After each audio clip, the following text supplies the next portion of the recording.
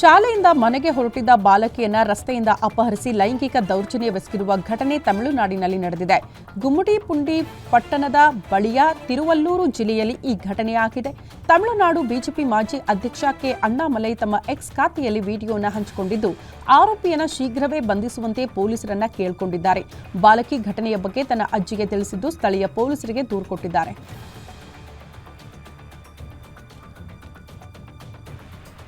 ವಿವಾಹಿತ ಮಹಿಳೆಯೊಬ್ಬರು ಬೇರೊಬ್ಬನ ಜೊತೆಗೆ ಅಕ್ರಮ ಸಂಬಂಧ ಹೊಂದಿದ್ದಕ್ಕೆ ಸುಪ್ರೀಂ ಕೋರ್ಟ್ ತೀವ್ರ ಆಕ್ರೋಶ ವ್ಯಕ್ತಪಡಿಸಿದೆ. ನನ್ನೊಂದಿಗಿನ ಲೈಂಗಿಕ ಸಂಬಂಧ ಹೊಂದಿದ್ದ ವ್ಯಕ್ತಿ ನನಗೆ ಮೋಸ ಮಾಡಿದ್ದಾನೆ ಅಂತ ಆರೋಪಿಸಿ ಮಹಿಳೆಯೊಬ್ಬರು ದೂರು ಕೊಟ್ಟಿದ್ದಾರೆ.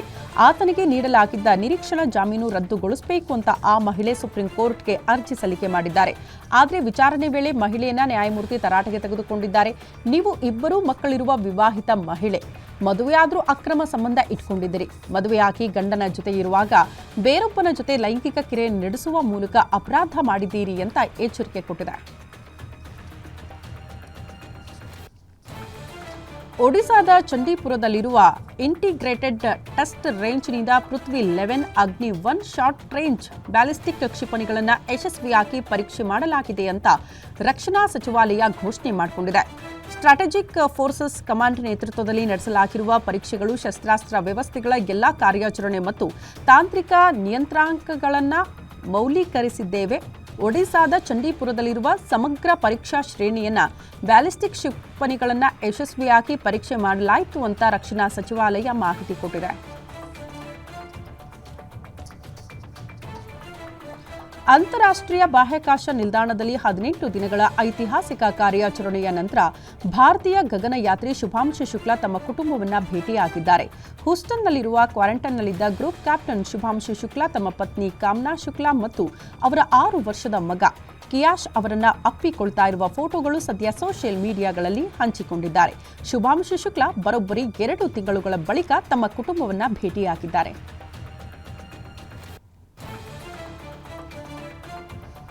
ಇನ್ಮುಂದೆ ಎಲ್ಲಾ ಸರ್ಕಾರಿ ಶಾಲೆಗಳಲ್ಲಿ ಭಗವದ್ಗೀತೆ ಪಠಣ ಕಡ್ಡಾಯ ಅಂತ ಉತ್ತರಾಖಂಡದ ಸರ್ಕಾರ ಆದೇಶ ಹೊರಡಿಸಿದೆ. ಜುಲೈ 14ರಂದು ಆದೇಶ ಹೊರಡಿಸಲಾಗಿದೆ. ಎಲ್ಲ ಸರ್ಕಾರಿ ಶಾಲೆಗಳಲ್ಲಿ ಬೆಳಗ್ಗೆ ಭಗವದ್ಗೀತೆಯ ಶ್ಲೋಕಗಳನ್ನು ವಿದ್ಯಾರ್ಥಿಗಳು ಪಠಿಸಬೇಕು ಅಂತ ನಿರ್ದೇಶನ ನೀಡಲಾಗಿದೆ.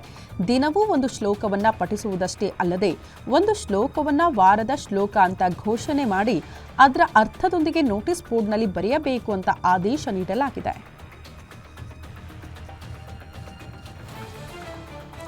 ದೇಶದ ಸ್ವಚ್ಛ ನಗರಗಳ ಪಟ್ಟಿಯಲ್ಲಿ ಮಧ್ಯಪ್ರದೇಶದ ಇಂದೋರ್ ಮೊದಲ ಸ್ಥಾನ ಪಡೆದುಕೊಂಡಿದೆ. ಕರ್ನಾಟಕದ ಮೈಸೂರು 3ನೇ ಸ್ಥಾನದಲ್ಲಿದೆ. ಸ್ವಚ್ಛ ಸರ್ವೇಕ್ಷಣ 2024-25 ಪ್ರಶಸ್ತಿಗಳನ್ನು ಘೋಷಣೆ ಮಾಡಲಾಯಿತು. ರಾಷ್ಟ್ರಪತಿ ದ್ರೌಪದಿ ಮುರ್ಮು ಅವರು ಸೂಪರ್ ಸ್ವಚ್ಛ ಲೀಗ್ ನಗರಗಳಲ್ಲಿ ಇಂದೋರನ್ನ ಅತ್ಯಂತ ಸ್ವಚ್ಛ ನಗರ ಅಂತ ಘೋಷಣೆ ಮಾಡಿದ್ದಾರೆ.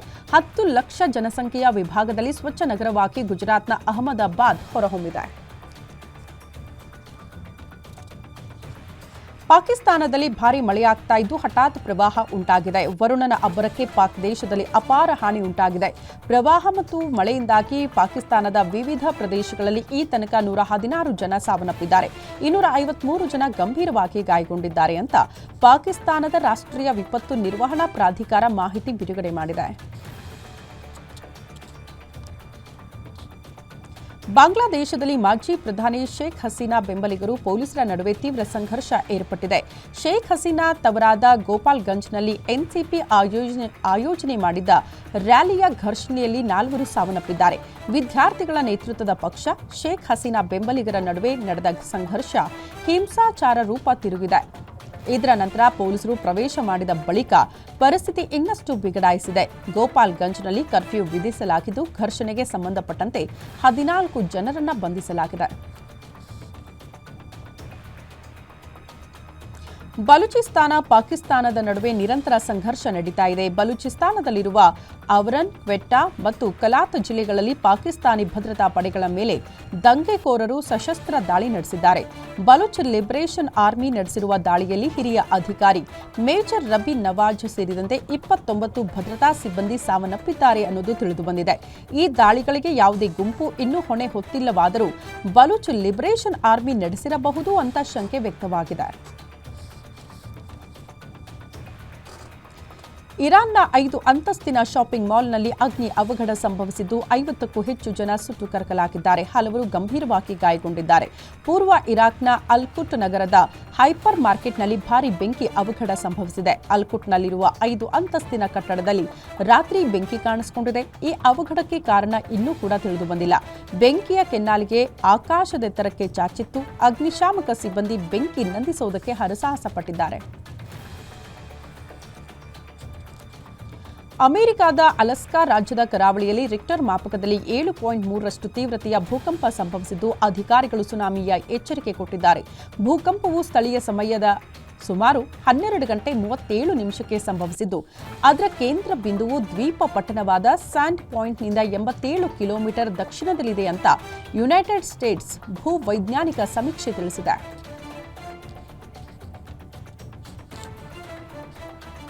ಲಾರ್ಡ್ಸ್ನಲ್ಲಿ ಇಂಗ್ಲೆಂಡ್ ವಿರುದ್ಧ ನಡೆದ 3ನೇ ಟೆಸ್ಟ್ ಪಂದ್ಯದಲ್ಲಿ 22 ರನ್ಗಳ ಸೋಲು ಕಂಡಿದ್ದ ಭಾರತ ತಂಡವು 4ನೇ ಟೆಸ್ಟ್ನಲ್ಲಿ ಉತ್ತಮ ಪ್ರದರ್ಶನ ನೀಡಿ ಸರಣಿಯನ್ನು ಸಮಬಲಗೊಳಿಸುವ ವಿಶ್ವಾಸದಲ್ಲಿದೆ.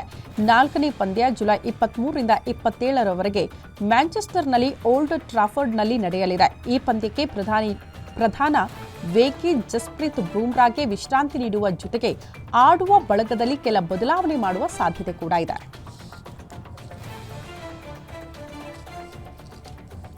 ಸುಮಾರು 8 ವರ್ಷಗಳ ಬಳಿಕ ಭಾರತದ ಟೆಸ್ಟ್ ತಂಡಕ್ಕೆ ಮರಳಿರುವ ಕನ್ನಡಿಗ ಕರುಣ್ ನಾಯರ್ ನಿರೀಕ್ಷಿತ ಪ್ರದರ್ಶನ ನೀಡುವಲ್ಲಿ ವಿಫಲರಾಗಿರುವ ಕಾರಣ ಇಂಗ್ಲೆಂಡ್ ವಿರುದ್ಧದ 4ನೇ ಟೆಸ್ಟ್ ಪಂದ್ಯದಿಂದ ಕರಣ್ ಕೈಬಿಡುವುದಕ್ಕೆ ಟೀಂ ಇಂಡಿಯಾ ಮ್ಯಾನೇಜ್ಮೆಂಟ್ ನಿರ್ಧಾರ ಮಾಡಿದೆ ಅನ್ನೋದು ತಿಳಿದುಬಂದಿದೆ.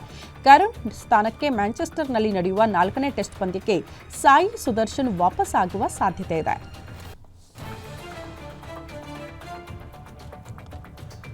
ಗಾಯದಿಂದ ಗುಣಮುಖರಾಗ್ತಾ ಇರುವ ಭಾರತ ತಂಡದ wicket keeper Rishabh Pant July 23ರಂದು ಆರಂಭವಾಗಲಿರುವ 4ನೇ ಟೆಸ್ಟ್ ಪಂದ್ಯದಲ್ಲಿ ಆಡಲಿದ್ದಾರೆ ಎಂದು ಸ್ಪಷ್ಟಪಡಿಸಿರುವ ಟೀಂ ಇಂಡಿಯಾ ಸಹಾಯಕ ಕೋಚ್ ರಯಾನಾ ಟೆನ್ ಡಶಾಟ್. ಆದರೆ ಅವರು ವಿಕೆಟ್ ಕೀಪಿಂಗ್ ನಿರ್ವಹಿಸುವ ಬಗ್ಗೆ ಇನ್ನೂ ಸ್ಪಷ್ಟ ಮಾಹಿತಿ ಕೊಟ್ಟಿಲ್ಲ.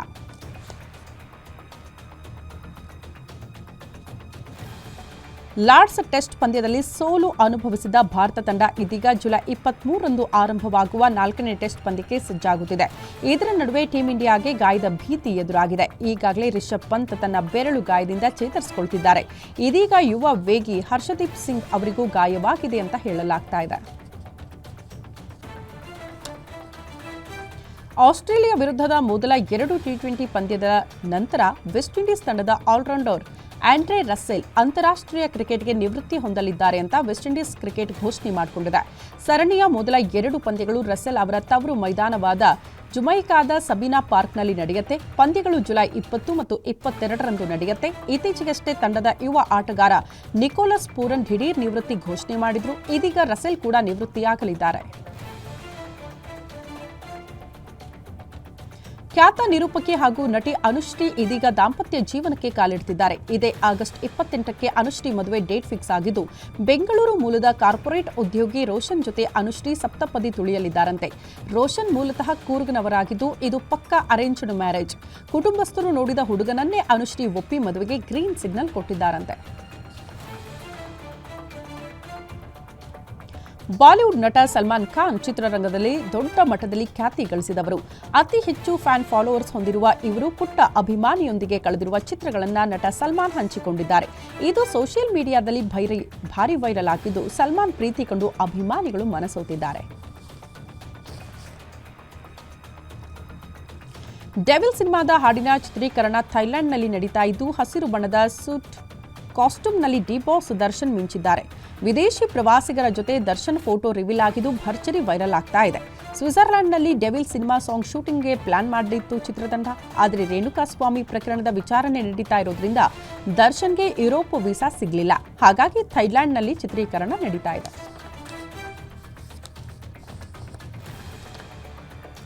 HIGH5 ಸ್ಟುಡಿಯೋಸ್ ಲಾಂಛನದಲ್ಲಿ ಸತ್ಯ ಎಸ್ ಶ್ರೀನಿವಾಸನ್ ನಿರ್ಮಾಣ ಮಾಡ್ತಾ ಇರುವ ರಾ ಸೂರ್ಯ ನಿರ್ದೇಶನದ ಹಾಗೂ ಶೌರ್ಯ ಪ್ರತಾಪ್, ರಾ ಸೂರ್ಯ, ಪ್ರಿಯಾಂಕಾ ಮಳ್ಳಿ ಮುಂತಾದವರು ಅಭಿನಯಿಸಿರುವ ಎಲ್2 ಮುತ್ತಾ ಚಿತ್ರದ ಟ್ರೇಲರ್ ಇತ್ತೀಚೆಗೆ ವಿಕ್ಟರಿ ಸಿನಿಮಾಸ್ನಲ್ಲಿ ಅದ್ಧೂರಿಯಾಗಿ ರಿಲೀಸ್ ಮಾಡಲಾಗಿದೆ. ಹಿರಿಯ ನಿರ್ಮಾಪಕ SA ಚಿನ್ನೇಗೌಡ ಅವರು ಟ್ರೇಲರ್ ಬಿಡುಗಡೆ ಮಾಡಿದ್ದಾರೆ. ದೇಶದ ಗಮನ ಸೆಳೆದ ತೆಲುಗಿನ ಪ್ಯಾನ್ ಇಂಡಿಯಾ ಚಿತ್ರಗಳ ಪೈಕಿ ದಿ ಗರ್ಲ್ ಫ್ರೆಂಡ್ ಘಾಟಿ ಮೊದಲ ಸಾಲಿನಲ್ಲಿ ನಿಲ್ಲುತ್ತದೆ. ಈಗಾಗಲೇ ರಿಲೀಸ್ ಆಗಿರುವ ಈ ಚಿತ್ರಗಳ ಫಸ್ಟ್ ಲುಕ್ ಟೀಸರ್ ಕುತೂಹಲ ಮೂಡಿಸುವಲ್ಲಿ ಯಶಸ್ವಿಯಾಗಿದೆ. ಅಲ್ಲದೆ ಎರಡೂ ಚಿತ್ರಗಳಲ್ಲಿ ನಾಯಕಿಯರಾಗಿ ಕನ್ನಡತಿಯರೇ ನಟನೆ ಮಾಡುತ್ತಿದ್ದಾರೆ. ಸದ್ಯ ಮಾಹಿತಿಯ ಪ್ರಕಾರ ಇವರೆರಡು ಚಿತ್ರಗಳು ಒಂದೇ ದಿನ ತೆರೆಗೆ ಬರುತ್ತಂತೆ. ಆ ಮೂಲಕ ಬಾಕ್ಸ್ ಆಫೀಸ್ನಲ್ಲಿ ಕನ್ನಡತಿಯರ ಮಧ್ಯೆ ತೀವ್ರ ಪೈಪೋಟಿ ಕೂಡ ಆಗುತ್ತಂತೆ.